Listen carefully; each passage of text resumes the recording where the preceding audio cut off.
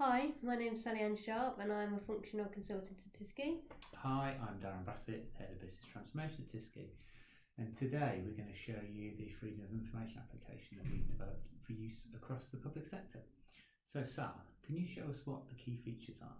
Yeah, so the key features of this application is that it's based upon the Dynamics 365 framework and it allows integration with your Freedom of Information requests and Office 365. Brilliant. So what about a little bit of a demonstration then? How easy is it for end users to get stuck into this? It's really easy, intuitive, and as it's based upon the Dynamics 365 framework, it has got the touch buttons across the top and can be used from a mobile device or a laptop or a Surface. We have a My Dashboard view at the front here, which shows us how we're doing on our own cases against SLA, as well as the stages that all our cases are at. We've got a view on the right here that shows us all our open activities associated with our cases and a list here of all the active FOI requests that are open for us. If we have a look at the case form, you can see you've got the type of the case type, the status reasons, whether you're validating the request, whether you're performing a PIT, whether you're waiting for more information from the requester.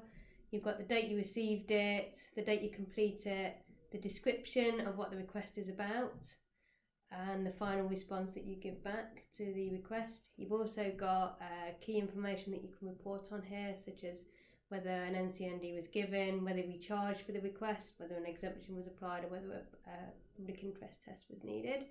If you don't hold the information within your authority, but you do know the authority that does hold the information, the wizard will route you through and allow you to select the authority that you know holds this information and store that, so you can report on the amount of information requests that you're getting incorrectly that should be going to another public body or organisation. Down on the left here you've got the posts, which is like a Twitter feed, what's new happening with this case. You've got all your activities related to it, so your emails, your phone calls, your tasks, all in one central area. Any notes that you can attach onto the case, and then down here you've got a list of all your responses.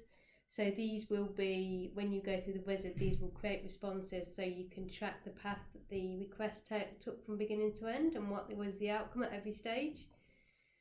We also have another list of activities down here on the right, and then you've got your SLA down here, your 20-day SLA, which allows you to see when you need to respond and when you need to complete your FOI request, and then when you move the request out of stages in progress to on hold stages, so when you're waiting for a customer, it'll pause the SLA for you. So in order to process the FOI request, it's always this button on the ribbon here, and when it does, it will work out at what stage you are in the request and guide you to the correct page within the wizard.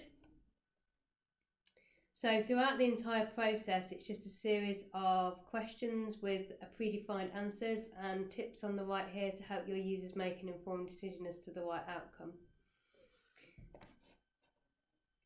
When you go down a certain path, it will work out what the next action is to happen with this Freedom of Information request and create you the associated tasks or emails to send to review before you send to the requester.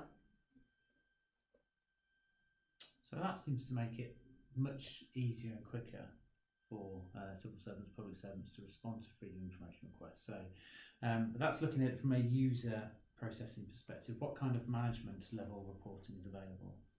So within Dynamics 365, you've got two levels of reporting. You've got the views, which allow you to segment and filter your data based upon fields. So you could say, give me all where the origin is email, or give me all that are in progress. You can then save these views and refer to them back at another point, as well as share them with other managers or users if you need them to see that information. The other area is the FOI Manager's Dashboard, which is this one here,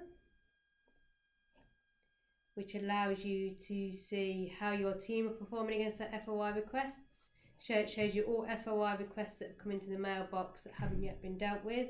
It shows you of all your active FOI requests how they're doing against their SLA, as well as how they're doing against how each team member is doing against their own and the amount of capacity there is in the team. So you can see which team members have got the most and how they're progressing with them.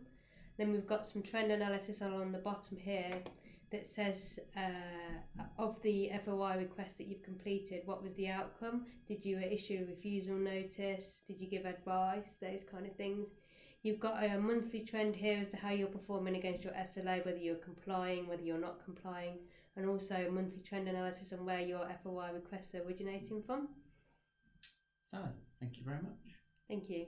As somebody who's worked in government for many, many years, I think there's a huge opportunity for public sector bodies to use this as well. So thank you everybody for listening.